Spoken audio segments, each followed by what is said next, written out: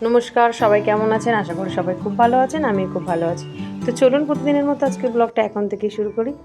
আজ দুপুর হয়ে গেছে আর তখনই ভিডিওটা স্টার্ট করলাম।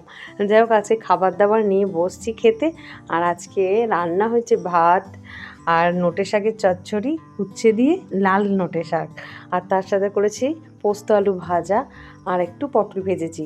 আর সাথে কি রেখেছি জানেন? মাছের মাথা দিয়ে ডাল। কেমন হয়েছে অসীমা? ভালো হয়েছে ডালটা খুব ভালো হয়েছে। অসীমা তো খেয়ে বলছে খুব ভালো হয়েছে, তবে আমি বলছি ডালটা একটু পাতলা হয়ে গেছে। আসলে আমি কড়াতে করে ডালটা ভেজেছি ঠিকই, কিন্তু কড়াতে করে সিদ্ধ করিনি।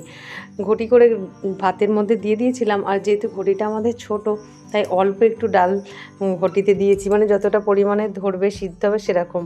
কিন্তু মুগের ডাল বা এরকম মাছের মাথা দিয়ে ডাল একটু বেশি করে করলেই ভালো, মানে ঘন ঘন, তবে কিন্তু আরও স্বাদটা হয়। সে যাই হোক, আমরা ঘরযোগে খাবো। এমনি এমনি টেস্টটা ঠিকই ছিল, আমিও খেয়ে দেখলাম, তবে একটু পাতলা হয়ে গিয়েছিল। তো ওর তো খেয়ে খুব ভালো লেগেছে, আর আরোইও বললো খুব ভালো। তো আর আজকে অসীমা আমাদের বাড়ি খাচ্ছে, এই কারণে ওর ছেলে গেছে মামার বাড়ি। তো ও একা বেচারি, আমি বললাম চলাই একসাথে ভাত খাবো। একা একা সত্যি কথা খেতে যেন ভালো লাগে না। আমিও যখন আরও স্কুলে যাই খাই একা একা, আমারও যেন ভালো লাগে না। তবে এখন তো আরও সমস্যা বাবুকে নিয়ে, কারণ আরও স্কুলে চলে গেলে আমি বড়ই একা, খাওয়ার সময় বা সুযোগটা পাওয়া খুবই মুশকিল।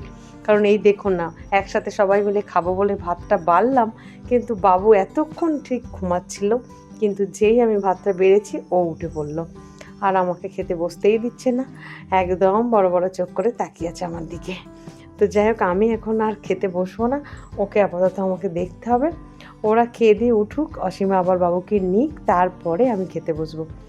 কারণ এইভাবেই আমাদের দিন চলছে। কারণ খাবার সময় আর ঘুমোবার সময়টা আমার ছেলে আমাকে একদমই দিচ্ছে না। যখন আমি ভাবি একটু ঘুমাবো তখন ও উঠে পড়ে, আর যখন আমি ভাবি একটু খাবো, সে সকাল হোক বা দুপুর, তখনই ওর ঘুম ভেঙে যায়, উঠে পড়ে। তো সে যাই হোক, আমাকে এইসব সামলাতে হবে, পরিস্থিতি কিছু করার নেই। সবার সাথে একসাথে খেতে বসা খুবই মুশকিল।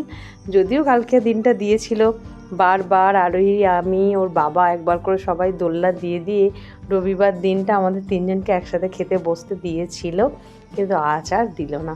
সে যাই হোক, চচ্চড়ি দিয়ে ভাতটা খেয়ে নিলাম। এবারে মাছের মাথার ডালটা আমি তুলছি পাতে। দুর্দান্ত ভালো লাগে আমার মাছের মাথা দিয়ে ডাল খেতে, আর তার সাথে এরকম আলু পোস্ত ভাজা, আর একটু বাঁধাকপির চচ্চড়ি হলে মন্দ হতো না, তাই না? সে যাই হোক, এটা দিয়েই শুরু করি। আর এটা হয়েছে যখন, এটা দিয়েই তো খেতে হবে। বাঁধাকপি বলে সেরে ফেলতে হবে খাবারটা। চিনিও চলে এসেছে আমাদের সাথে খাবার খেতে। তবে জানেন, গতকাল চিনি কিন্তু একদমই কিছু খায়ওনি আর স্নানও করেনি। এরকম দিন কখনোই যায়নি যে চিনি স্নান করেনি। জল দিয়েছি তাও সত্ত্বেও করেনি, কারণ ও গতকাল ওকে একটা ওষুধ খাওয়ানো হয়েছিল, ডাক্তার দেখিয়ে খাইয়েছে ওষুধটা, ওর ওরকম চুল উঠে যাচ্ছে সেই কারণে। আর সেই ওষুধের এফেক্টে ও সারা দিন কালকে ঘুমিয়েছে একদম নেতিয়ে। তো আজকে কিন্তু অনেকটাই সুস্থ। আমি তো কালকে সত্যিই খুব ভয় পেয়ে গিয়েছিলাম। আর ওকে পাতে এখন খেতে দিই না, কারণ ও বাইরের খাবার প্রচণ্ড পরিমাণে খাচ্ছে। আর ডক্টর ওকে বলেছে বাড়ির খাবার একদম না দিতে, ম্যাশ আর ও বাইরের খাবার খেলেই সুস্থ থাকবে। যাক চলুন, পেঁয়াজ কামড়ে দিয়েছি, দারুণ স্বাদ হয়েছে। খাবার খেতে খেতে ভিডিওটা আজ এখানেই শেষ করছি। আগামীকাল নতুন ব্লগে আবার দেখা হবে। সবাই সুস্থ থাকবেন, ভালো থাকবেন, টাটা।